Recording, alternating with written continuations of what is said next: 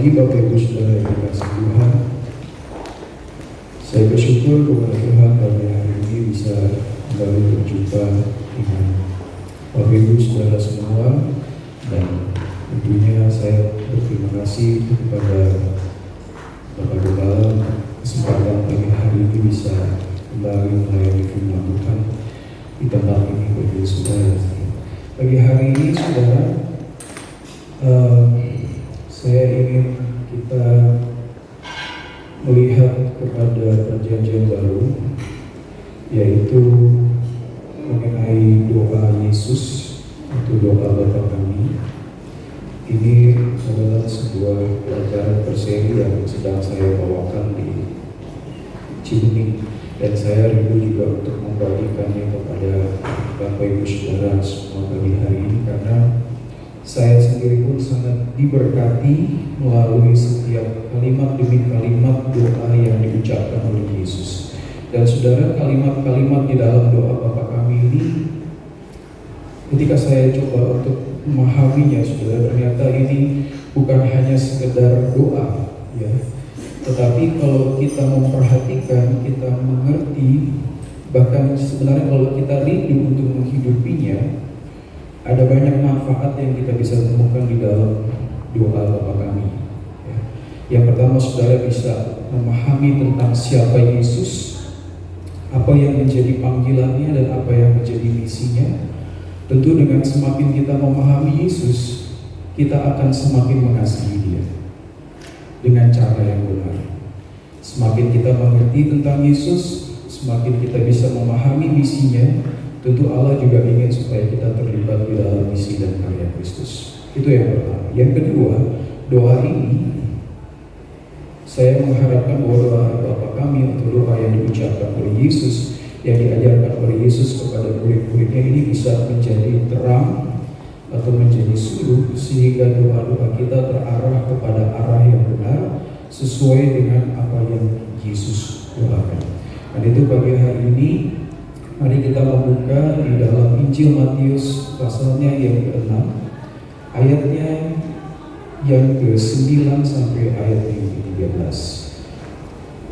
Doa Bapa Kami ini dicatat dalam dua Injil, yang saudara, Matius dan Lukas. Tapi pagi hari ini kita hanya akan melihat dalam Injil Matius. Kalau kita perlu lihat ke Lukas, belum kita akan tengok ke Lukas. Tapi kita akan memulainya dari Injil Matius pasal yang ke-6, ayat yang ke-9 sampai ayat yang ke-13. Demikian firman Tuhan, Matius pasal 6 ayat 9 sampai 13. Karena itu berdoalah demikian: Bapa Kami yang di sorga, dikuduskanlah namamu. Datanglah kerajaan-Mu, jadilah kehendak-Mu di bumi seperti di sorga. Berikanlah kami pada hari ini makanan kami yang secukupnya, dan ampunilah kami akan kesalahan kami, seperti kami juga mengampuni orang yang bersalah kepada kami. Dan janganlah membawa kami ke dalam pencobaan, tetapi lepaskanlah kami daripada yang jahat. Karena Engkau-lah yang mempunyai kerajaan dan kuasa dan kemuliaan sampai selama-lamanya. Amin. Puji Tuhan. Nah, saudara, kita akan mulai melihat kepada kalimat demi kalimat dari doa Yesus pagi hari ini. Tentu kita tidak akan membahas seluruh ayat, tapi kita akan coba melihat kepada satu kalimat pertama di dalam doa Yesus, yaitu di dalam ayatnya ke-9. Kita akan mempelajari satu kalimat itu dulu, yaitu Bapa Kami yang di sorga, dikuduskanlah namamu. Saudara, kalau saudara lihat di sini, di dalam Alkitab itu ada banyak panggilan Allah. Di dalam Alkitab itu ada banyak panggilan Allah. Tetapi di sini Yesus memanggil Allah itu sebagai Bapa Kami, ya, sebagai Bapa. Nah, mari kita akan mengerti dulu, saudara, apa sih arti kata Bapa bagi Yesus secara khusus, dan bagi Israel secara umum. Jadi kita akan memahami dulu arti panggilan Bapa ini dan kenapa Yesus memilih kata Bapa. Ya. Ada cukup banyak panggilan di dalam Alkitab kepada Allah, tetapi kenapa Yesus di sini memanggil Allah itu sebagai Bapa? Tentu pasti ada sebuah alasan kenapa Yesus memanggil Allah sebagai Bapa. Karena itu kita akan melihat arti kata Bapa secara khusus bagi Yesus dan secara umum bagi orang Israel. Nah, mengenai kata Bapa ini, saudara, saya akan mulai dari banyak kesalahpahaman dulu ya, yang terjadi ketika kita membaca sebuah teks. Ketika sebuah teks dibaca tanpa melihat kepada kronologis atau historisnya, maka ada kemungkinan kita salah mengerti apa yang dimaksud oleh teks itu atau ayat itu. Ketika kita membaca atau ketika kita mendoakan atau ketika kita berdoa dan kita memanggil Allah sebagai Bapa, ada beberapa pemahaman umum yang sering terjadi di dalam orang-orang Kristen ketika mereka memanggil kepada Bapa, kepada Allah itu sebagai Bapa. Yang pertama, saudara, banyak orang berpikir bahwa tidak ada seorang pun yang pernah memanggil Allah sebagai Bapa sebelum Yesus. Dengan kata lain, bahwa Yesuslah yang pertama kali memanggil Allah sebagai Bapa. Ini pemahaman umum banyak orang, ya. Pemahaman umum banyak orang itu sering mengartikan bahwa Bapa itu adalah sebuah panggilan yang pertama kali diucapkan oleh Yesus. Yang kedua, kita juga sering mendengar bahwa kata Bapa dalam bahasa Aram itu dipakai kata Abba. Yang digunakan oleh Yesus dalam doa ini memiliki kemiripan makna dengan kata Daddy dalam bahasa Inggris. Ya.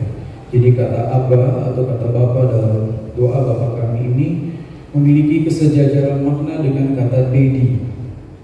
Ya, jadi maksudnya adalah, saudara, seringkali kata Bapa di sini adalah sebuah kata yang diucapkan oleh seorang anak kecil, gitu ya, kepada ayahnya. Apa yang ingin digambarkan di situ? Tentu kalau seorang anak memanggil ayahnya sebagai daddy, bukan, kalau dalam bahasa Inggris bukan father gitu ya, tetapi daddy. Tentu yang ingin ditampilkan di sana adalah keintiman. Ya. Ini dua pemahaman umum yang seringkali kita dengar ketika orang memanggil Allah sebagai Bapa. Oh, kalau saya panggil Tuhan aja gitu ya, itu kayak rasanya jauh. Tapi kalau saya panggil dia sebagai Bapa, apalagi saudara kalau di luar negeri itu, saya pernah hadir di satu gereja, ya benar-benar Tuhan itu Daddy, saudara, our Daddy in heaven. Jadi memang ada dua pemahaman umum tentang kata Bapa ini yang seringkali muncul di dalam benak kita ketika kita memanggil Tuhan sebagai Bapa. Tapi saya ingin katakan, saudara, dua pemahaman tadi yang sering terjadi dalam diri orang Kristen itu bisa dikatakan kurang tepat. Ya, kurang tepatnya yang adalah, pertama, sebelum Yesus ada banyak orang memanggil Allah itu sebagai Bapa, baik di dalam sejarah Israel,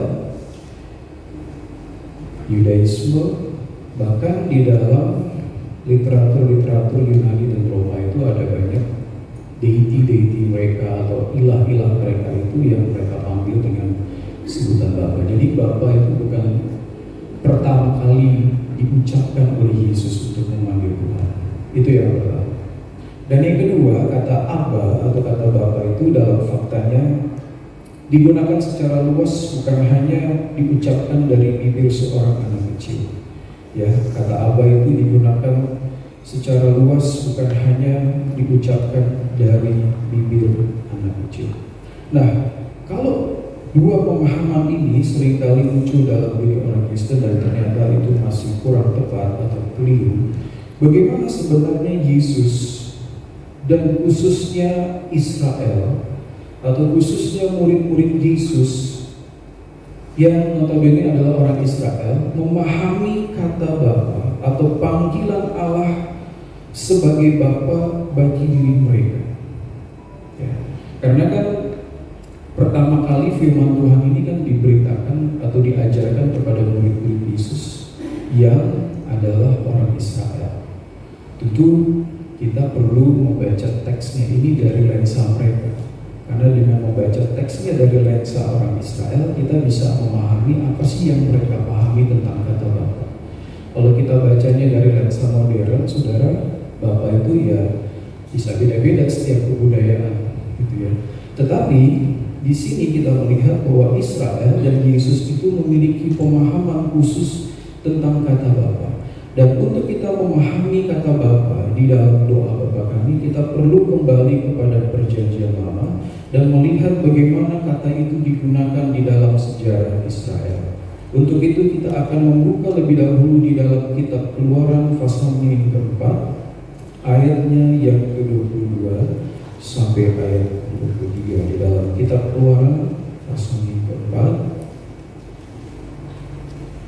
ayatnya yang ke-22 sampai 23.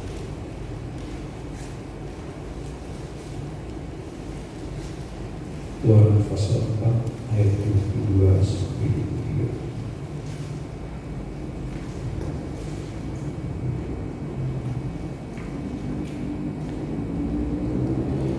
Maka engkau harus berkata kepada Firaun, beginilah firman Tuhan, Israel ialah anakku, anakku yang sulung. Sebab itu aku berfirman kepadamu, biarkanlah anakku itu pergi, supaya ia beribadah kepadaku. Tetapi jika engkau menolak membiarkannya pergi, maka aku akan membunuh anakmu, anakmu yang sulung. Kalau kita membaca di dalam kitab Keluaran ini, saudara, gagasan tentang bahwa Allah itu sebagai Bapa itu pertama kali terjadi ketika Musa berdiri di hadapan Firaun dan berkata bahwa Israel adalah anak sulungku, biarkan dia pergi untuk beribadah kepadaku.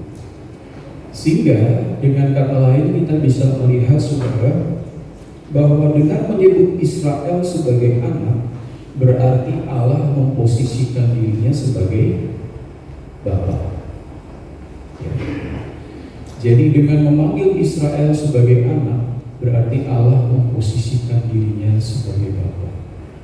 Jadi disinilah pertama kali kita melihat bahwa Israel mengenal Tuhan itu sebagai Bapa, justru bukan pada saat Yesus mengatakan Bapa kami yang di surga, tetapi jauh sebelum itu, yaitu di dalam kitab Keluaran, Israel itu sudah mengenal Allah sebagai Bapa ketika mereka berada di Mesir dan ketika Musa memberitakan firman Tuhan kepada Firaun, yaitu dengan mengakui bahwa Israel itu adalah anak sulungku, dan Tuhan meminta supaya Firaun membebaskan Israel supaya Israel bisa beribadah kepada Tuhan.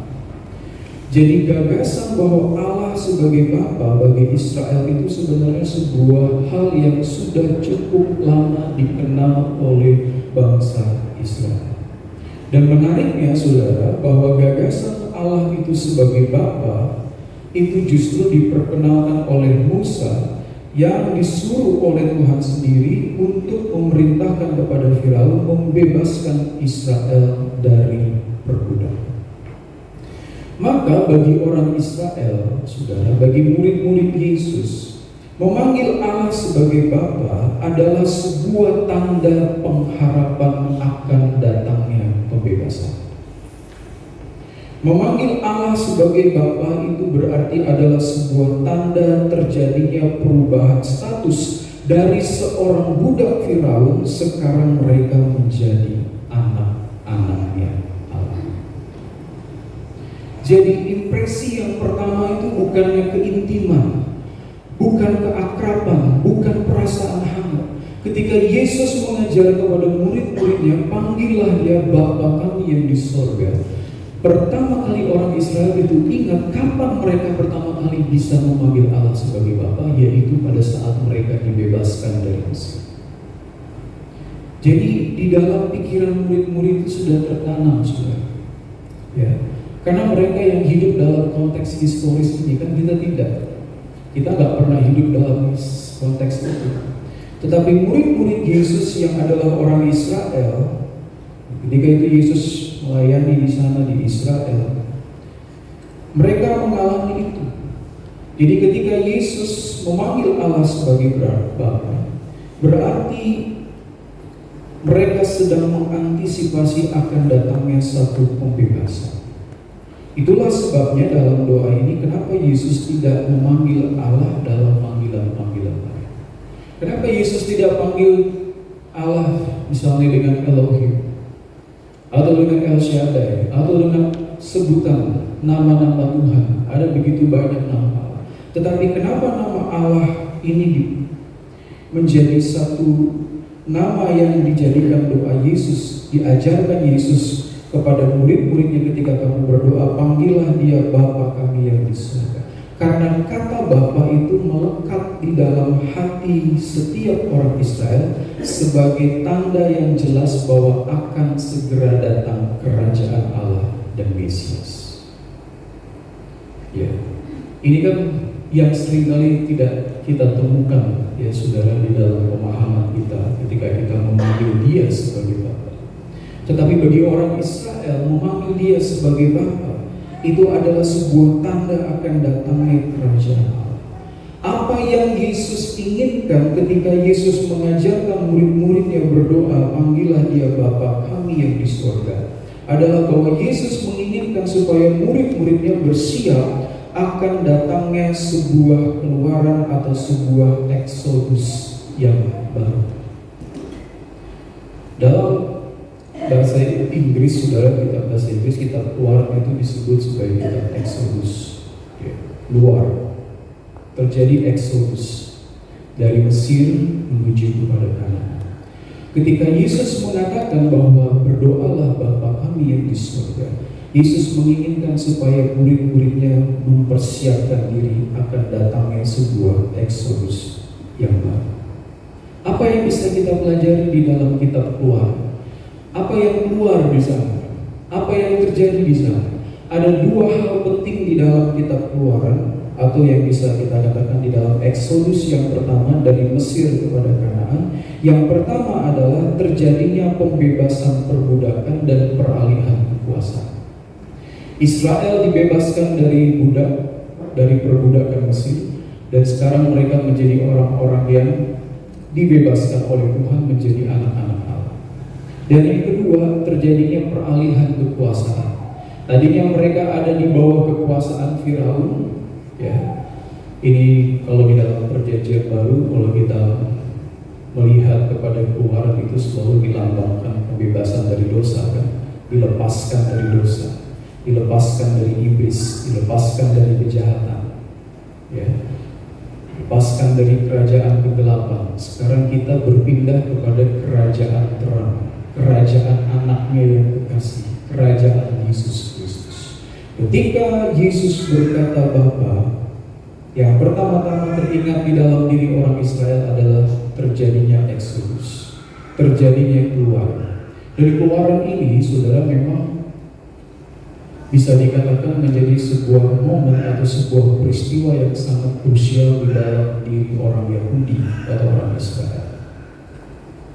Ya, sangat krusial. Karena apa? Karena ini sesuatu yang Tuhan katakan kamu harus ajarkan berulang-ulang kepada anak-anakmu dan cucu-cucumu.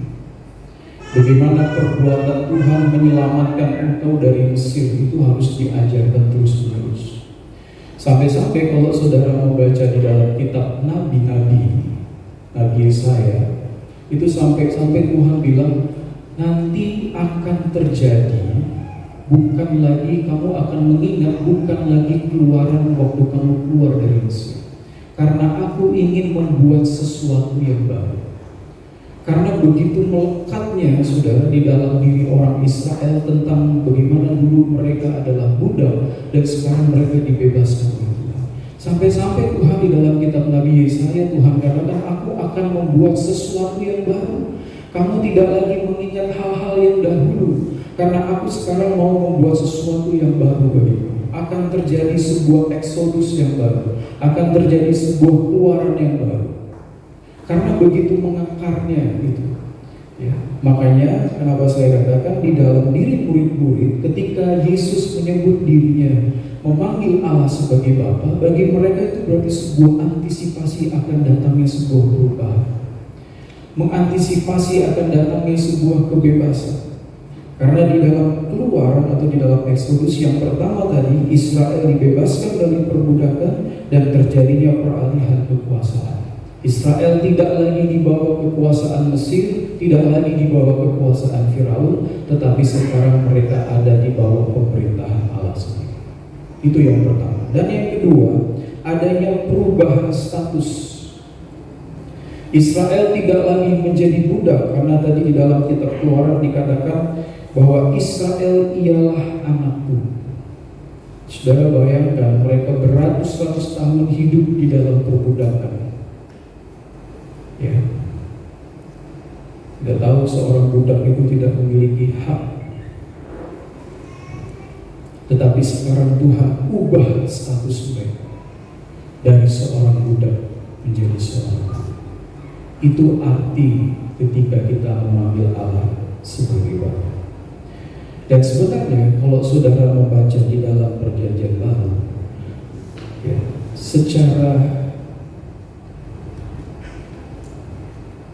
kalau saudara membacanya Perjanjian Baru tanpa konteks ini, mungkin saudara akan melihat ayat-ayat dalam Perjanjian Baru itu sebagai ayat-ayat yang random, yang acak. Tetapi sebenarnya ada banyak clue-clue di sana yang menunjukkan bahwa sudah terjadinya Keluaran, terjadinya sebuah Exodus. Saya akan tunjukkan beberapa ayat di dalam Roma pasal 6 ayat yang ke-20. Ada gambaran-gambaran di sana yang dibuat oleh penulis-penulis di dalam Perjanjian Baru maupun rasul-rasul, baik Rasul Paulus maupun Petrus. Ya, di dalam Roma pasal 6 ayat 20 kita akan melihat ada gambaran tentang Exodus di sana, tentang Keluaran, yang seringkali kalau kita baca sepertinya hal yang biasa, saudara. Tetapi ada lambang-lambang, ada simbol-simbol. Sebab waktu kamu hamba dosa, kamu bebas dari kebenaran. Ya. Sebab waktu kamu hamba dosa, ya, hamba.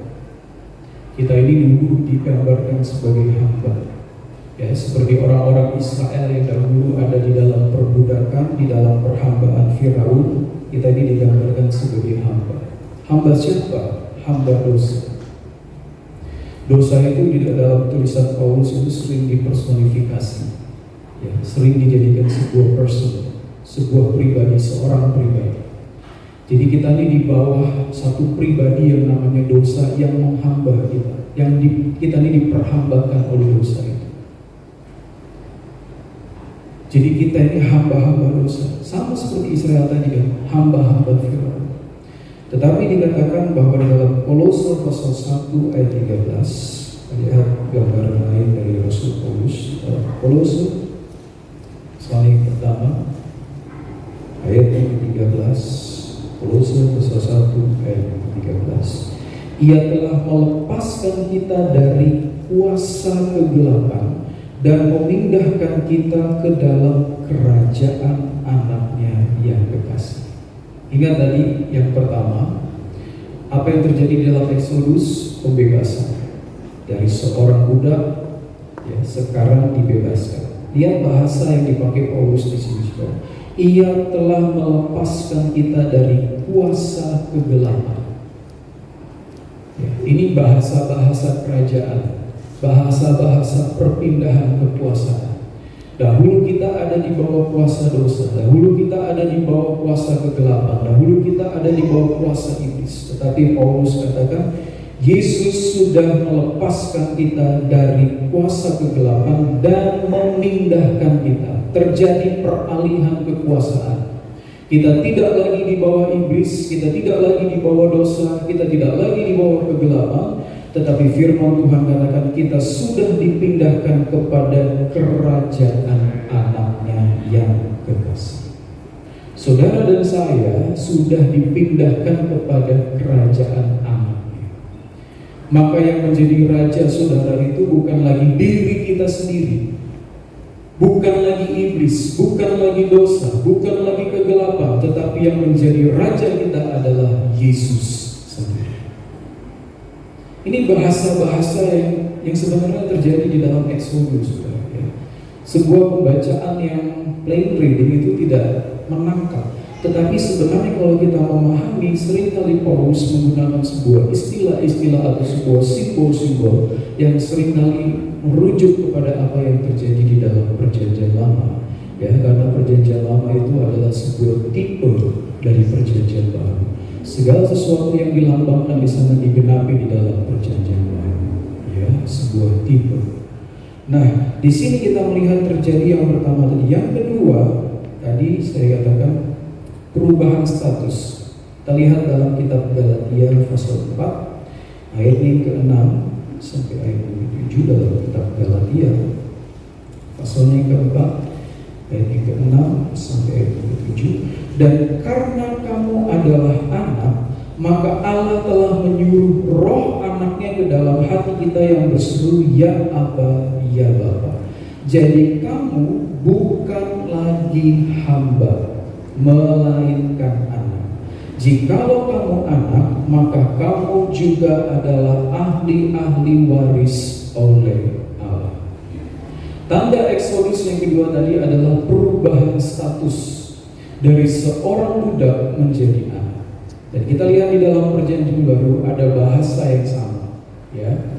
Ada bahasa yang sama, yaitu di sini Paulus katakan dalam ayat 7 paling jelas, kamu bukan lagi hamba, melainkan anak. Tandanya apa? Tandanya adalah ketika Roh Kudus atau Roh Anak itu ada di dalam hati kita dan kita berseru kepada Allah, ya Aba, ya Bapa. Ya. Ini luar biasa ya saudara, mungkin gak terpikir selama ini, oh ternyata ternyata ini sebuah bahasa-bahasa simbol yang dipakai oleh Paulus. Bahkan ini ternyata terkait dengan doa Yesus ketika Yesus memanggil Allah itu sebagai Bapa. Saya tidak pernah berpikir bahwa sebenarnya Yesus sedang berbicara mengenai sebuah eksodus, sebuah keluaran yang baru yang terjadi dalam kehidupan orang percaya. Nah, di dalam ayat-ayat tadi itu sebenarnya semuanya itu terangkum di dalam kalimat Yesus yang kedua, yaitu mengenai datanglah kerajaanmu. Kalau saudara memperhatikan di dalam doa Yesus, di dalam doa Bapa kami tadi, setelah Yesus memuji Tuhan dan memanggil nama Tuhan Bapa kami yang di sorga, maka kalimat yang kedua yang Yesus ucapkan itu adalah datanglah kerajaanmu, jadilah kehendakmu di bumi seperti di sorga. Jadi inilah yang menjadi doa Yesus, supaya kerajaan Allah itu datang di bumi seperti di sorga. Kerajaan Allah itu sudah datang melalui Yesus. Kerajaan Allah itu sudah datang melalui Yesus. Berita pertama kali yang diberitakan oleh Yesus di dalam Injil Markus, pasalnya yang pertama, mari kita lihat di dalam Injil Markus pasal 1 ayatnya yang ke-14, ayat yang ke-15, Markus pasal 1, 14, 15. Sesudah Yohanes ditangkap, datanglah Yesus ke Galilea memberitakan Injil Allah, katanya, waktunya telah genap, kerajaan Allah sudah dekat. Bertobatlah dan percayalah kepada Injil. Jadi Yesus memberitakan, khotbah pertama Yesus itu adalah tentang kerajaan Allah, ya, kerajaan Allah.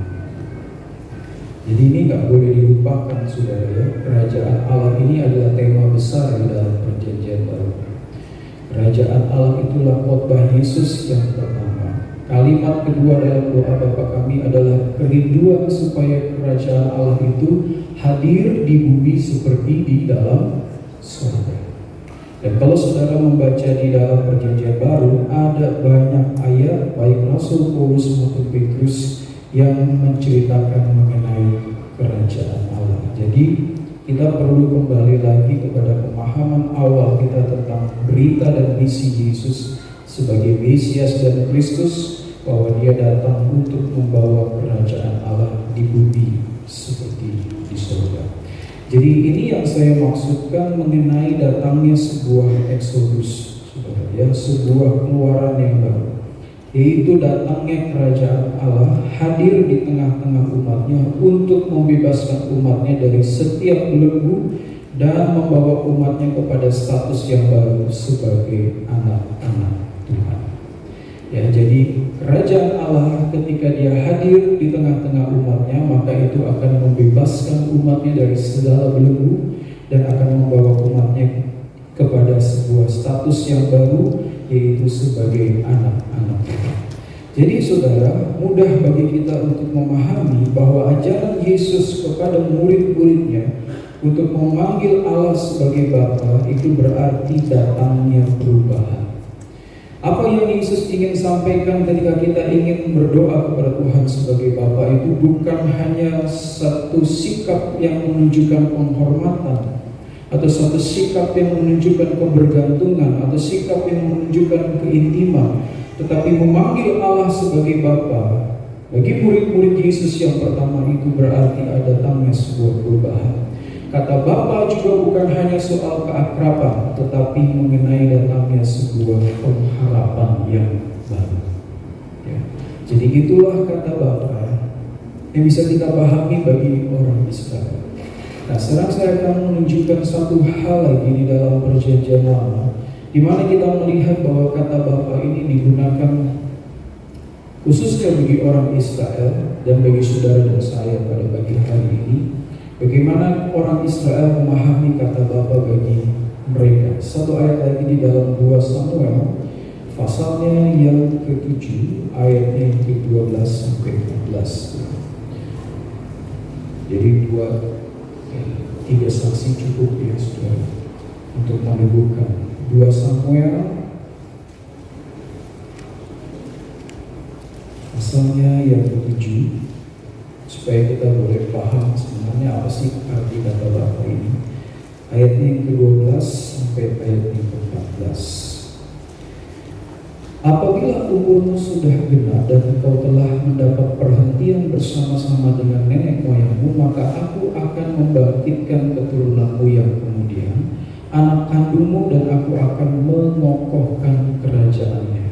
Dialah yang akan mendirikan rumah bagi namaku, dan aku akan mengokohkan tahta kerajaan untuk selama-lamanya. Ayat 14, aku akan menjadi bapaknya dan ia akan menjadi anakku.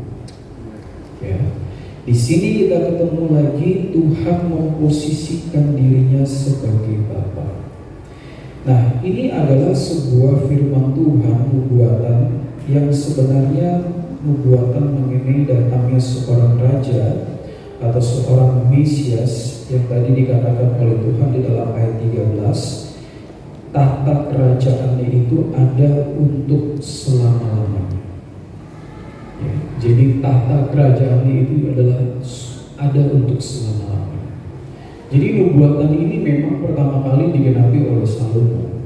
Tapi di dalam Alkitab kita unik ya saudara. Seringkali nubuatan itu juga sebuah tipe, ya, 2 kali digenapi.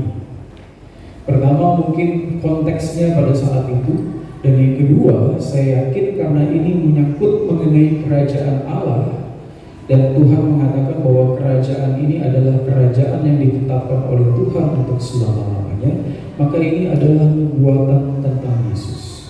Kapan hal ini digenapi di dalam Yesus? Yang paling jelas, nubuatan mengenai bahwa Allah akan menjadi Bapaknya dan ia akan menjadi anakku itu terjadi pada saat pembaptisan Yesus di dalam Injil Matius pasal yang ke-3 ayat yang ke-16 sampai 17. Mari kita lihat di dalam Injil Matius pasal yang ke-3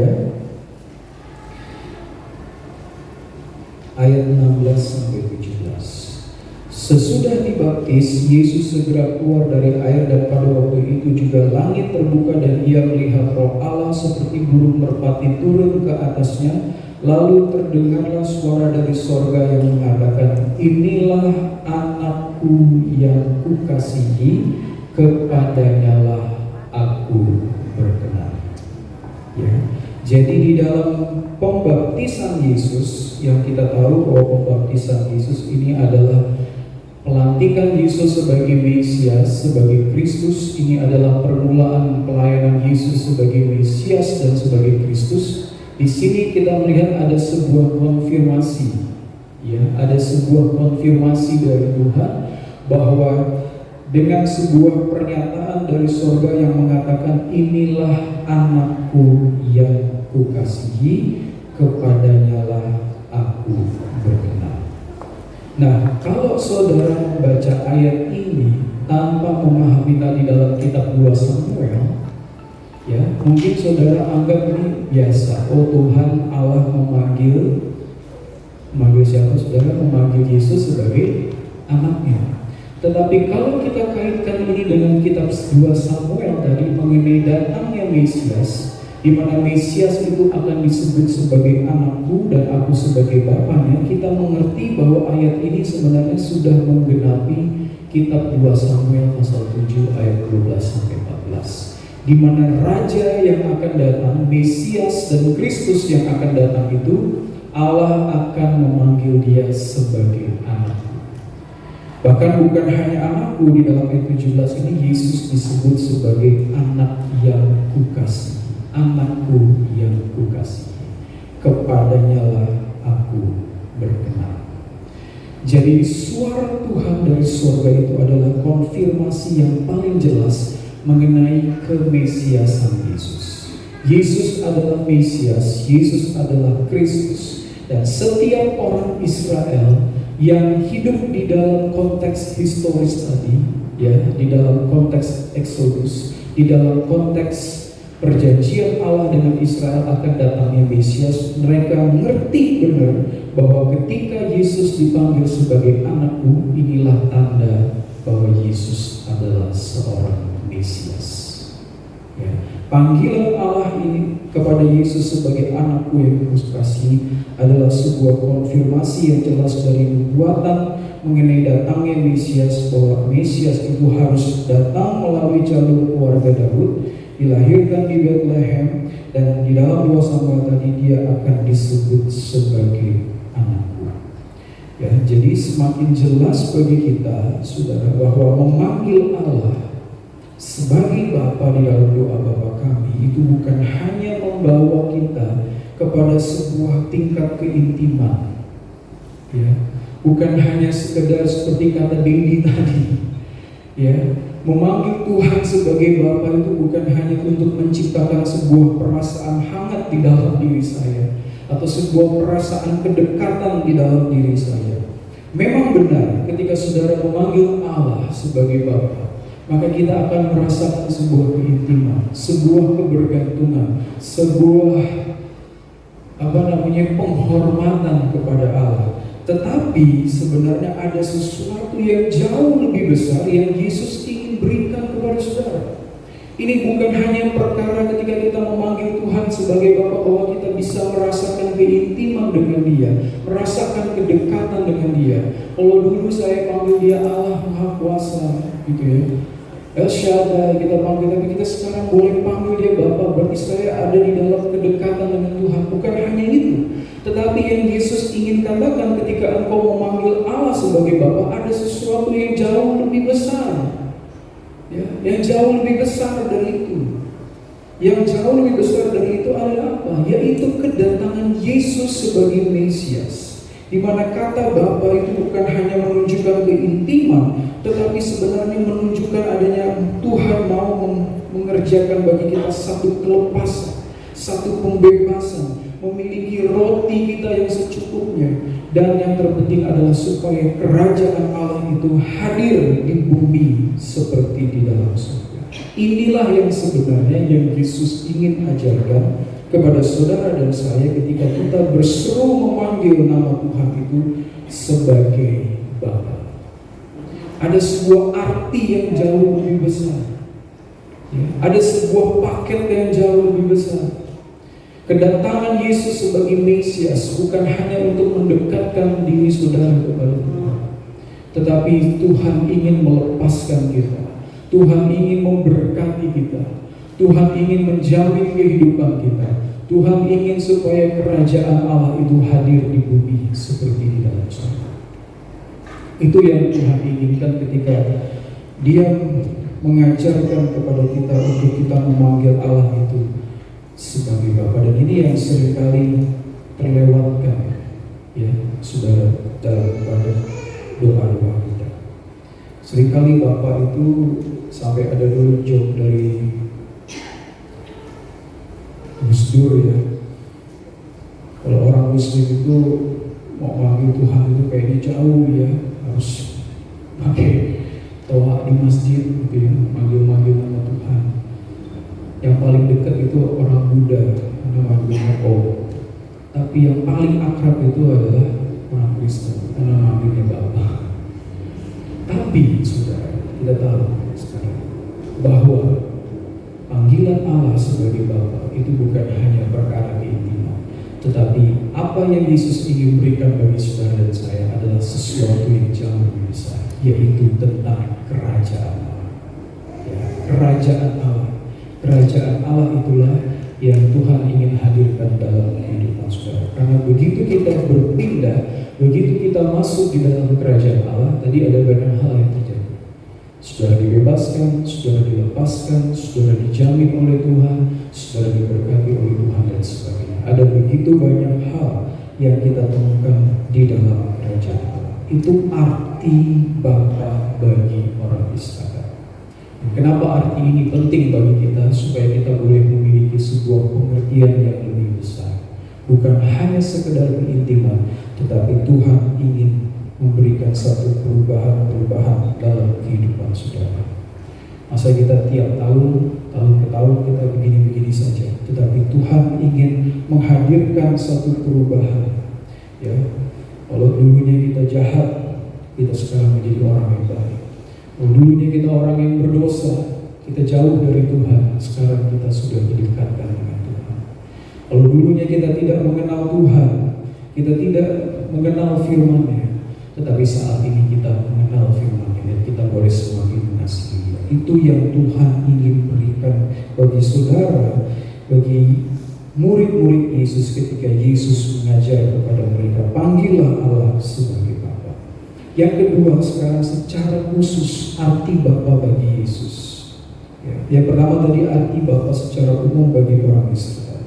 Sekarang kita akan melihat bagaimana Yesus memiliki satu hubungan personal dengan Tuhan dan Dia memanggil Allah sebagai Bapa. Itu ada sebuah makna yang khusus bagi Yesus. Bagi Yesus memanggil Allah sebagai Bapa itu sebenarnya bagi Yesus bukan untuk membawa perasaan nyaman dan tenang, tetapi bagi Yesus itu berarti masuk kepada sebuah tugas atau pekerjaan yang baik. Di dalam Getsemani, di dalam Taman Getsemani, di dalam Matius pasal yang ke-26. Mari kita lihat di dalam Matius pasal yang ke-26. Mari kita lihat apa makna Bapa bagi Yesus dalam Matius pasal yang ke-26 ayat yang ke-39. Maka ia maju sedikit lalu sujud berdoa katanya, "Ya Bapakku, jikalau sekiranya mungkin biarlah cawan ini lalu daripadaku, tetapi janganlah seperti yang kukehendaki, melainkan seperti yang Engkau kehendaki." Apa yang terjadi di dalam Matius pasal 26 ayat 39? Ketika Yesus sedang berdoa, Dia melihat bahwa segala sesuatu yang ada di depan matanya itu berubah menjadi gelap. Dia melihat ada kegelapan di sana. Dan apa yang Yesus katakan di dalam doa? Apa yang Dia panggil di sana? Dia memanggil Bapaknya. Dia katakan, "Ya Bapakku, jikalau sekiranya mungkin biarlah cawan ini lalu daripada." Saudara ngerti gak maknanya dari ayat ini? Kalau kita kaitkan hubungan antara Bapa dengan Yesus, saya sangat menyarankan kalau saudara ingin mengerti hubungan antara Yesus dengan Bapa, ini bacalah Injil Yohanes. Injil Yohanes itu paling jelas menggambarkan hubungan seorang Bapa dan anak, khususnya dalam konteks Yesus dengan Bapa. Pada zaman Yesus, saudara, Bapa dan anak itu khususnya anak laki-laki itu, anak atau bapak itu bisa dikatakan model. Ya, bapak itu adalah model dari anak. Anak itu tidak pernah mengerjakan sesuatu yang lain daripada apa yang dikerjakan bapak. Ini konteks zaman itu ya, saudara, jangan dikaitkan dengan sekarang dulu. Kalau sekarang kan, kalau saudara bapaknya berbisnis, anaknya belum tentu berbisnis kan. Tapi kalau zaman Yesus, itu selalu anak itu akan memiliki hampir semua memiliki profesi yang sama dengan bapak. Lalu jangan heran kalau Yesus itu pandai membuat mebel, karena bapaknya itu adalah tukang kayu, Yusuf. Karena dia akan meniru apa yang dilakukan oleh bapak.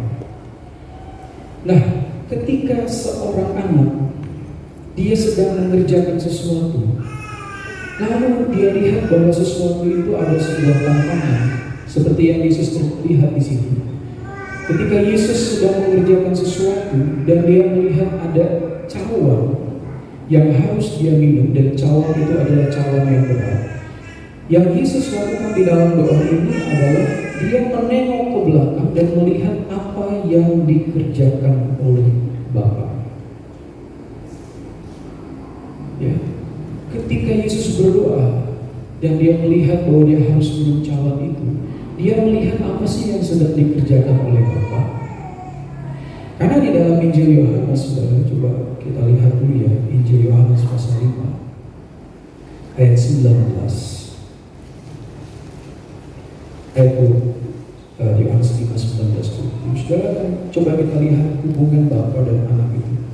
Maka Yesus menjawab mereka, katanya, aku berkata kepadanya, sesungguhnya anak tidak dapat mengerjakan sesuatu dari dirinya sendiri, jikalau tidak ia melihat Bapa mengerjakannya. Ini bahasa ini, saudara, bahasa yang dikenal pada zaman itu, karena memang seorang anak itu akan bekerja seperti bapaknya. Sebab apa yang dikerjakan Bapa, itu juga yang dikerjakan anak.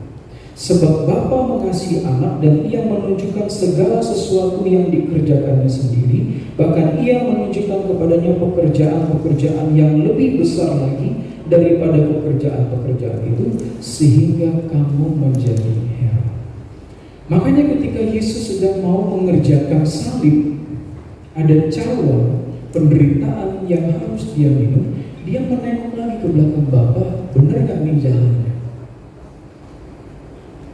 Benar gak saya harus minum cawan ini? Makanya Yesus katakan, kalau sekiranya mungkin cawan ini lalu daripadaku.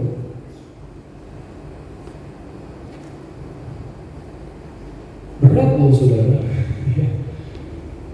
memasuki penderitaan bagi Yesus. Makanya dia berdoa, Bapa, benarkah ini jalannya? Apakah ini jalan yang harus saya tempuh? Yesus menengok ke belakang dan dia sedang melihat apa yang sedang dikerjakan oleh Bapaknya, seperti dalam Injil Yohanes. Anak tidak mengerjakan pekerjaan lain selain apa yang dikerjakan oleh Bapaknya. Ya. Like father, like son. Apa yang seperti Bapaknya, itulah yang anak itu lakukan. Dan itulah yang terjadi di Getsemani. Yesus berkata, apakah ini pekerjaan yang harus dia lakukan? Apa yang Bapa sedang kerjakan saat itu? Apakah ini benar jalannya yang aku harus tempuh? Dan kitab Ibrani memberikan sebuah pernyataan yang sangat mengejutkan. Dalam Ibrani pasal yang ke-5 ayat yang ke-7 sampai ayat 9. Dalam kitab Ibrani pasal yang ke-5 7 sampai 9 dikatakan, dalam hidupnya sebagai manusia, Yesus telah mempersembahkan mempersembahkan doa dan permohonan dengan ratap dan tangis dan keluhan kepada Dia yang sanggup menyelamatkannya dari maut, dan karena kesalehannya ia telah didengarkan. Allah sanggup menyelamatkan Yesus dari maut. Tapi ayat 8 ini paling mengejutkan, saudara. Dan sekalipun ia adalah anak, ia telah belajar menjadi taat.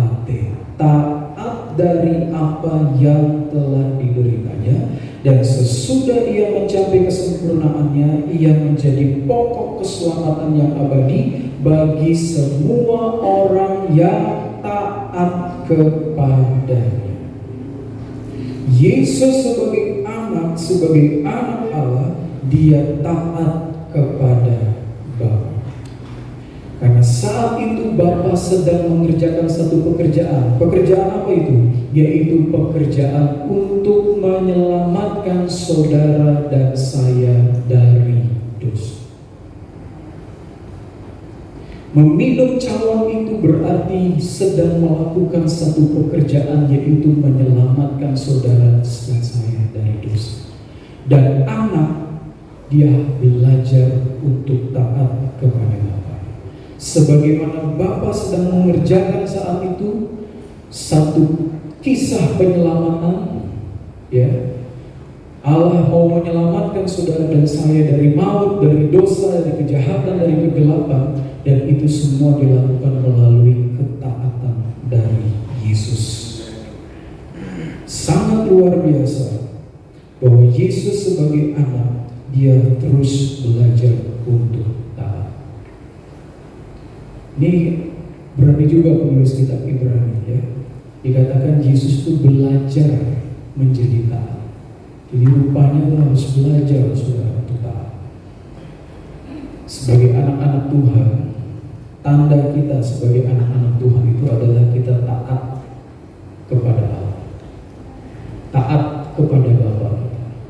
Karena Yesus sudah menunjukkan, ya, sebagai seorang anak, dia sudah belajar menjadi taat dari apa yang telah dideritanya.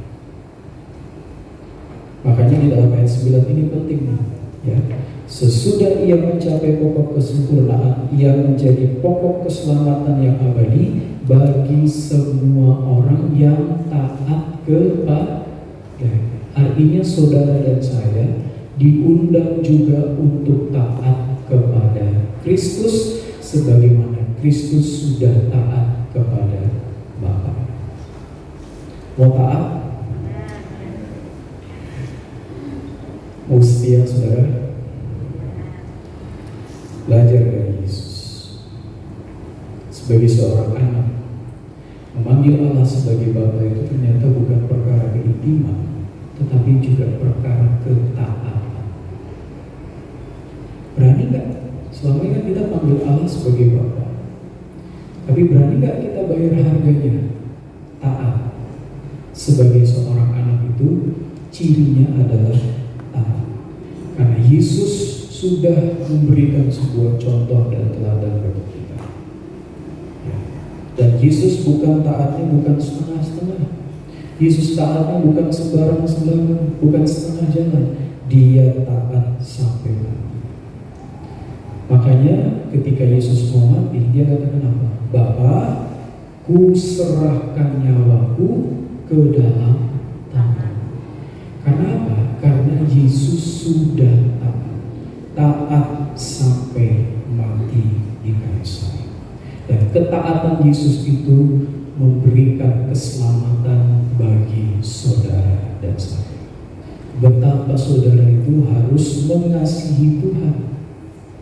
Ya, Yesus saja taat, saudara, terhadap penderitaan. Supaya apa? Supaya kita boleh diselamatkan oleh Tuhan. Pagi hari ini kita disadarkan kembali oleh firman Allah. Untuk kita memanggil Allah sebagai Bapa, itu bukan hanya perkara keintiman atau perasaan, tetapi kita diajar untuk hidup seperti Yesus sebagai anak-anak yang taat. Apa yang bisa kita pahami dalam panggilan Bapa pagi hari ini? Memanggil Allah sebagai Bapa itu sebuah undangan untuk bertumbuh bersama-sama dengan Yesus. Memerlukan sebuah keberanian bagi kita untuk kita bisa memanggil Allah sebagai Bapa. Karena apa? Karena untuk bertumbuh bersama dengan Yesus dan menjadi anak-anak Allah itu membutuhkan ketaatan. Namun kalau saudara bisa taat kepada Tuhan, saudara sebenarnya sedang ikut berpartisipasi di dalam karya dan misi Yesus. Tidak perlu yang besar-besar. Mulailah taat dari hal-hal yang kecil. Ya. Lalu Bapak Gembala katakan, mari kita berdoa semua jemaat. Ya, jangan ada yang bolos. Belajarlah untuk taat.